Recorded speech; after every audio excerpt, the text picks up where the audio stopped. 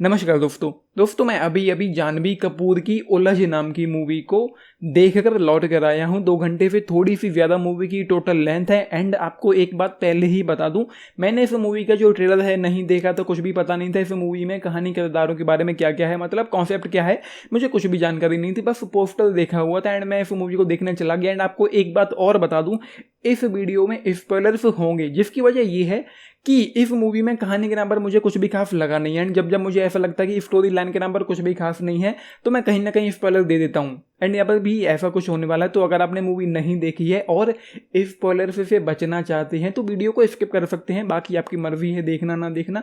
तो चीज़ें यहाँ पर यूँ होती हैं कि जानवी कपूर का जो कैरेक्टर है उसका नाम है सुहाना। वो IFF ऑफिसर है एंड उसकी जो पोस्टिंग हुई है लंदन हाई कमीशन में उसकी पोस्टिंग हो जाती है, वहाँ पर वो कार्यरत है। एंड उसकी शादी नहीं चली है। शुरुआत में 2-4-10-15 मिनट में ये चीज़ें हमको जानने को मिल जाती हैं। उसकी शादी सही नहीं चली है। एंड क्यों नहीं चली है, क्या है, उसका पति कौन था, ये चीज़ें जानने को नहीं मिलती हैं। बस उसकी शादी सही नहीं चलती इतना पता है। एंड उसके जो पिता हैं वो उसको एक मैसेज करके कहते भी हैं कि तुमको मूव ऑन करना चाहिए। एंड कुछ ही देर बाद यहाँ पर एंट्री होती है नकुल की, प्लेड बाय गुलशन देवैया, जिसके साथ वो मतलब यूं ही दोस्ती वोस्ती प्यार व्यार में पड़ जाती है। एंड वहाँ पर मैं ये सोच रहा था कि आप किस पोस्ट पर हो, आपको ये ख्याल रखना चाहिए दुनिया की हर खुफिया एजेंसी आपको यूज करना चाहेगी। और जिसके साथ आपने रात बिताई है, क्या पता वो आपको किसी मकसद के लिए यूज कर रहा हो, इस्तेमाल कर रहा हो, या फिर लोग जो कहते हैं कि लड़कियों को कम आंकते हैं, नीचा दिखाने की कोशिश करते हैं, उसकी वजह यही है क्या कि वो लोग सोचे समझे बिना, मतलब जैसा कि मैंने कहा, आप IFF ऑफिसर हो लंदन में, इंडिया से बाहर विदेश में आप हाई कमीशन में कार्यरत हो, पोस्टिंग है आपकी वहाँ पर, आप वहाँ पर जॉब कर रहे हो, तो आपको इन चीज़ों का ख्याल रखना चाहिए। एंड ये सारी चीज़ें मैं उस वक्त सोच रहा था जब वो गाना आता है यहाँ पर नचले करके, गाना खत्म होता है एंड उसके 5-7 मिनट बाद ही हमको क्या पता चलता है कि जो गुलशन देवैया है वो जानवी कपूर को ब्लैकमेल कर रहा है। उसने उसके साथ वीडियो बनाई है, एक MMS बनाया है, जो दोनों एक साथ रात में थे। 5 मिनट बाद ये चीज़ें हो जाती है उस गाने के खत्म होने के बाद। जब वो एक साथ थे वहाँ पर मैंने ये सोचा कि हो सकता है कि ये आपका इस्तेमाल कर रहा हूँ। एंड 5 मिनट बाद क्या आता है कि वो उसको ब्लैकमेल कर रहा है एंड उसको वो कुछ जानकारियाँ निकलवा रहा है, कुछ सीक्रेट डॉक्यूमेंट्स उससे निकलवाता है। एंड देन क्या क्या होता है आप लोग देख ही लेना है। फिर आगे चलकर पता चलता है, जो मैंने सोचा था, आगे चलकर पता चलता है कि वो ISI का बंदा है, पाकिस्तानी खुफिया एजेंसी ISI का वो बंदा है एंड उसको ब्लैकमेल कर रहा है। एंड उसके बाद यहाँ पर ऐसे मूवमेंट्स थे इस मूवी में जिनमें मतलब हो रहा है, चीज़ें हो रही हैं, लेकिन उतना ज़्यादा फील नहीं है, उतना ज़्यादा इमोशन नहीं है। एंड यहाँ पर जो एक चीज़ होती है कि आप एक मूवी देख रहे हैं एंड उस मूवी और आपके बीच एक कनेक्शन बनना चाहिए, वो यूँ होता है कि आप लोग भूल जाओ कि आपके और इस मूवी के बीच में सिनेमा हॉल की दीवार है, एक बैरियर है, वो आप लोग भूल जाओ एंड इस मूवी में इतना ज़्यादा डीपली चले जाओ, खो जाओ कि आपको जो भी वहाँ पर हो रहा है वो आपको ऐसे लगे कि मेरे साथ हो रहा है। आपको फील होना चाहिए, आपको लगना चाहिए बुरा किसी कैरेक्टर के बारे में, अगर उसके साथ बुरा हो रहा है तो। एक दो मोमेंट इस मूवी में अच्छी भी थी, जब जानवी कपूर को ब्लैकमेल किया जाता है, उसका MMS दिखाकर, उसकी तस्वीरें वीडियो दिखाकर ब्लैकमेल किया जाता है, वो कुछ थोड़ा अच्छा लगता है। एंड देन उसके बाद हमको एक चीज़ और पता चलती है, यहाँ पर गुलशन देवैया का जो कैरेक्टर है वो जानवी कपूर से कहता है कि मुझे इंडिया जाना है।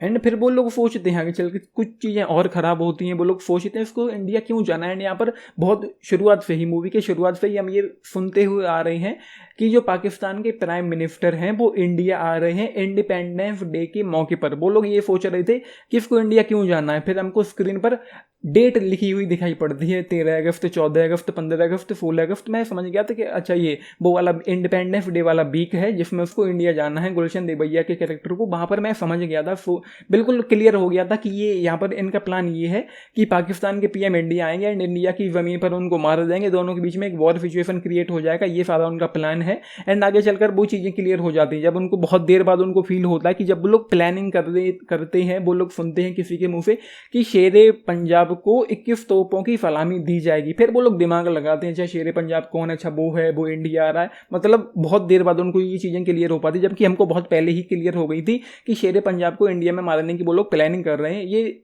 बातें मूवी के किरदारों को बहुत देर बाद पता चलती हैं, जबकि मुझे बहुत पहले ही पता चल गई थी। एंड ये कुछ नया नहीं है, इसके पहले भी, अगर मैं गलत नहीं हूँ, क्योंकि स्पेशल ऑप्स को देखे हुए एक ज़माना हो गया है।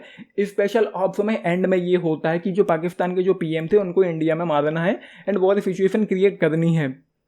बस वही हमको यहाँ पर दिखाई पड़ता है एंड में जाकर। एंड उसके बाद मूवी में कोई एक्साइटमेंट नहीं है, कोई थ्रिल नहीं है, कोई सस्पेंस नहीं है, कुछ भी ऐसा नहीं है कि आपको होक एंड बुक करके रख पाए मूवी, कुछ ज़्यादा इंटरेस्टिंग भी नहीं है।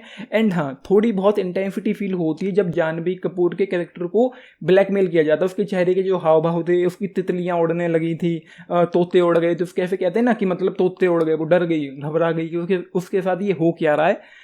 तो वो चीज़ें कुछ थोड़ी सही थी एंड उसके बाद मूवी में कुछ भी खास नहीं है, बस थोड़ी सी इंटेंसिटी फील होती है एंड बहुत ज़्यादा घटिया इस मूवी का जो डायरेक्शन है वो है।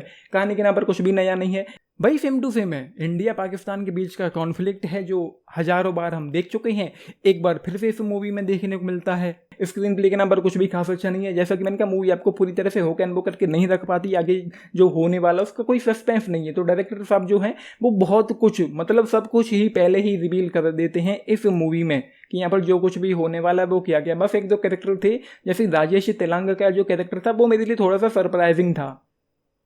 बाकी तो भाई कुछ भी नया इस फिल्म में है नहीं, कुछ भी अच्छा इस फिल्म में है नहीं, कुछ भी बहुत खास इस फिल्म में है नहीं। स्टोरी लाइन में कोई दम नहीं है एंड इस मूवी में कोई ऐसा सिंगल मोमेंट नहीं था जहां पर गूफ बम्स आए। अगर आपने स्पाई मूवीज कुछ ज़्यादा नहीं देखी हैं तो हो सकता है कि ये मूवी आपको पसंद आ पाए, लेकिन यहाँ पर मुझे तो भाई कुछ भी खास, कुछ भी नया जैसा देखने को मिला नहीं है। इस मूवी को देखते वक्त सबसे बड़ी बात यही है कि कोई इमोशन, कोई फील, कोई वो वाली डेप्थ देखने को नहीं मिलती कि किसी के साथ कुछ अच्छा बुरा हो रहा है तो एक फ़र्क पड़े हमारे पर। स्पाई मूवी है, किसी तरह का कोई थ्रिल नहीं है, कोई टेंशन नहीं है, ये इस मूवी में चलता हुआ हमको देखने को मिलता है। बाकी तो भाई एक्टिंग जो है वो ठीक ठाक ही है, सही है, मतलब कुछ बहुत ख़राब नहीं है। तो ऑस्कर अवार्ड विनिंग भी नहीं है, एक्टिंग जो है बस ठीक ठाक है, ओके टाइप की है। बाकी जो एक्टर्स हैं, जो कैरेक्टर्स हैं वो सही है, ठीक ठाक ही, मतलब कुछ खास डेवलप नहीं किया गया है यहाँ पर।